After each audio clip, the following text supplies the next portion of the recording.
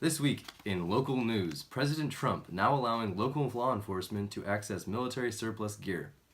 Fresno law enforcement leaders say that the executive order is long overdue. However, the American Civil Liberties Union is concerned about oversight of some of the gear available. They argue that the police have gained access to equipment that they would never need to use, actually, because,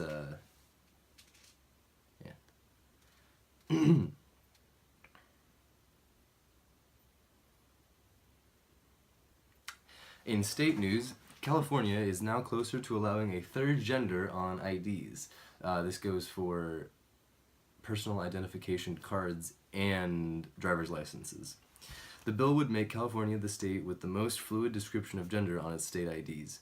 Citizens would be able to identify as males, females, or gender X on their driver's licenses and state IDs. This week in national news, Hurricane Harvey has slammed eastern Texas and southern Louisiana. With epic flooding of approximately 4 feet, all of Houston is currently underwater pretty much. 17,000 people have been forced into shelters because their homes have flooded, and 11 people have been killed. With massive looting across the state, the governor has called a state of chaos, and this natural disaster could take months or even years and it could take the state.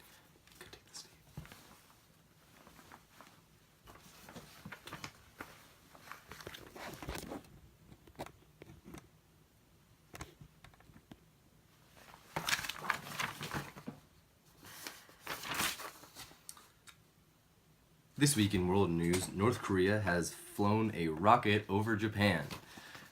Excellent. Not only do we have a massive natural disaster within the country, there's also the threat of impending nuclear obliteration. Japanese Prime Minister calls this stunt an unprecedented threat. The rocket was a weaponry rocket and one of a series of tests conducted by the North Korean military.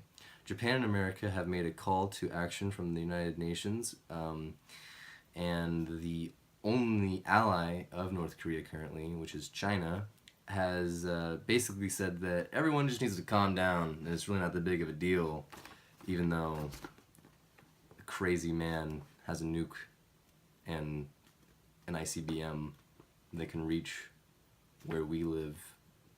But no, just calm down. Oh yeah, and also China says that it's America's fault and South Korea's fault because we have warmongered, even though North Korea wants to destroy democracy. Next in the news, the Pentagon has raised the Afghanistan troop estimate to 11,000. This new estimate of 11,000 includes active duty members, temporary members, and covert units. The estimate is almost 4,000 higher than the previous estimate, and the Pentagon released this information in preparation to deploy 4,000 to 5,000 more troops. These efforts are to defeat the Taliban.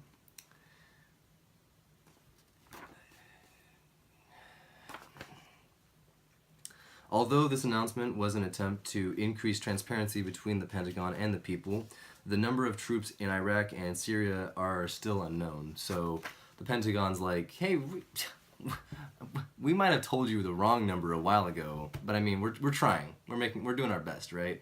And then we're like, but what about ISIS and Syria and Iraq? Because like we're trying to actually fight like a terrorist group that's real still. And the Pentagon's like,